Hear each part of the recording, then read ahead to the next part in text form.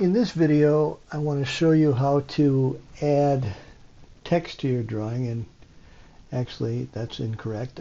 I want to show you how to create a style so that you can more easily add text to your drawing.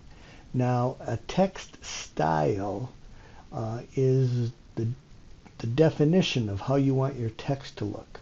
On the Home tab, on the Annotation panel, we have our text command, but to pick from one style or another as to how you want your text to appear when you grab the text command, you have to make a certain style current. AutoCAD comes with a text style called standard.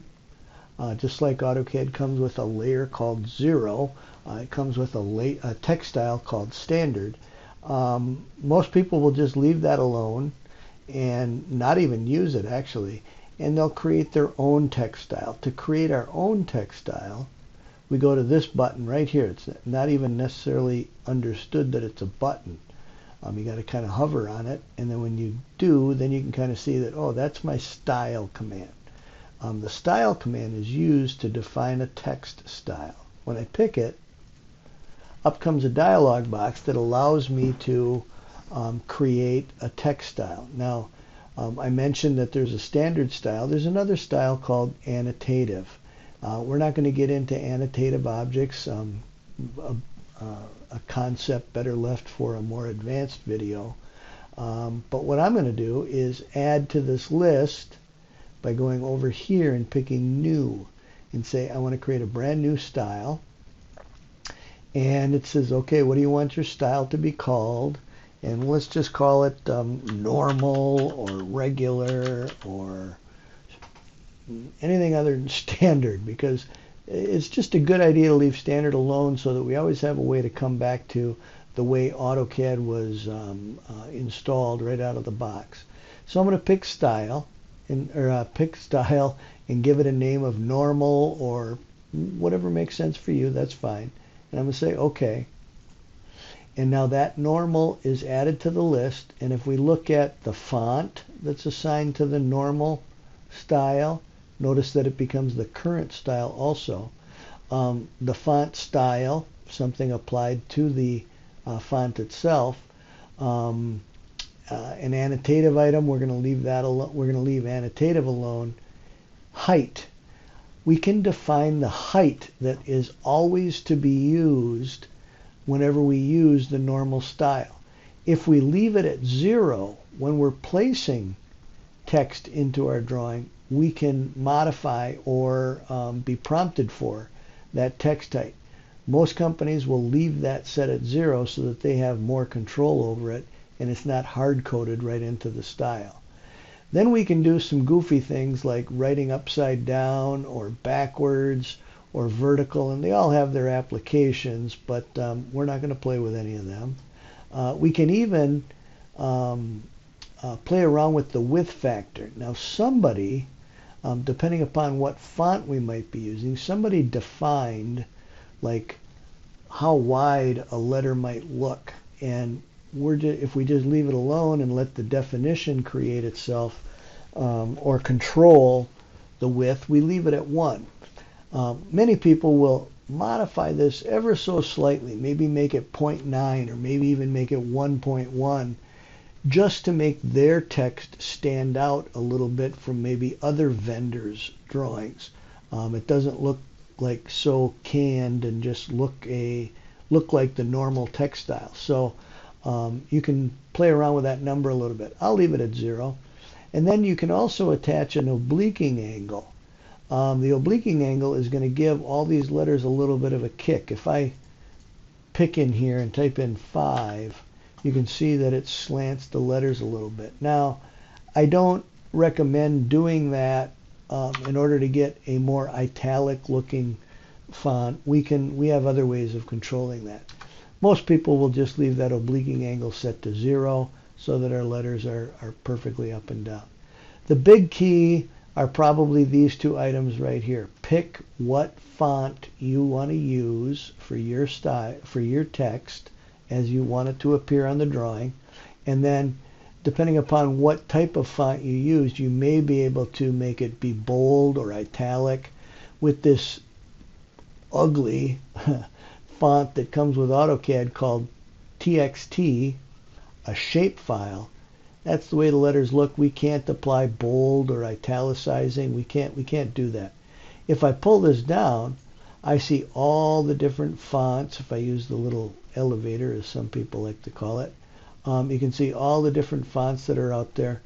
Most people will use, your standard Arial, or maybe Times New Roman, if they want more typewriter-looking stuff.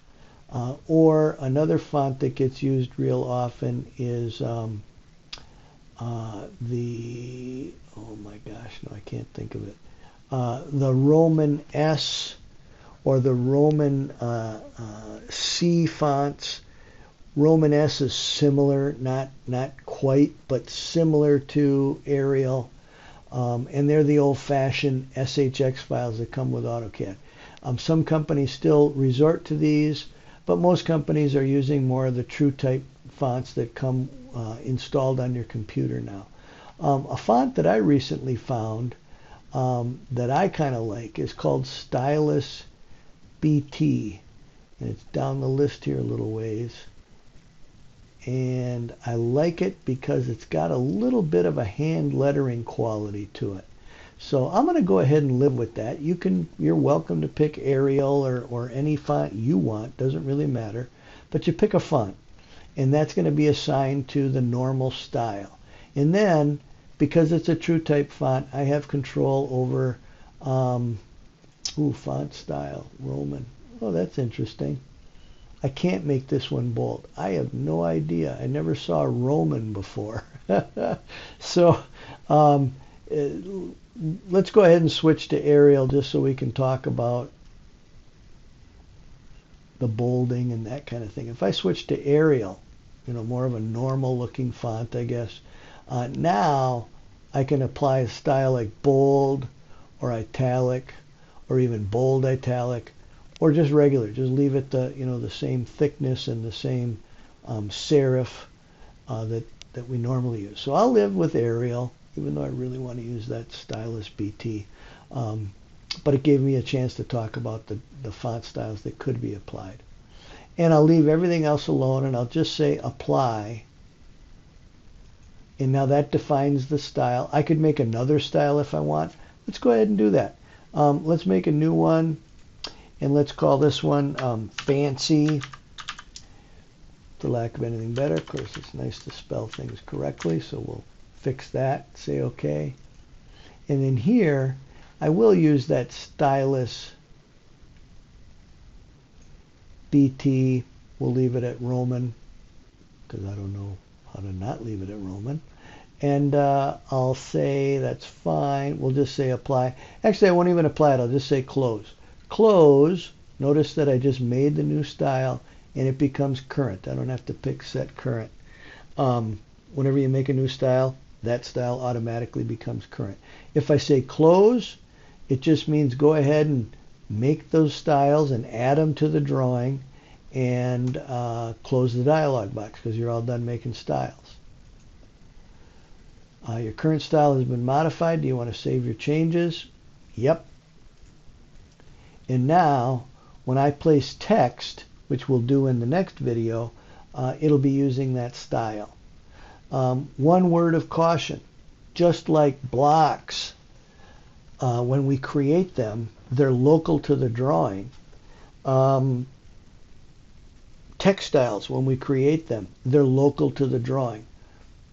When you decide that, yes, this is the style, or these are the styles that I might need in any of my drawings, open up your template file and create those styles in there, and then save your template file, and then you won't ever have to create those textiles again. Every time you start a new drawing, those textiles will be available to you.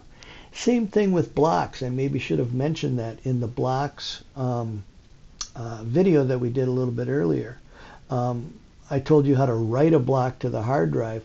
If you create a block locally in your template file and save it and close it, and then every time you start a new drawing using that template, those blocks would become available to you also. You don't have to make a small drawing file out of them using the write block command.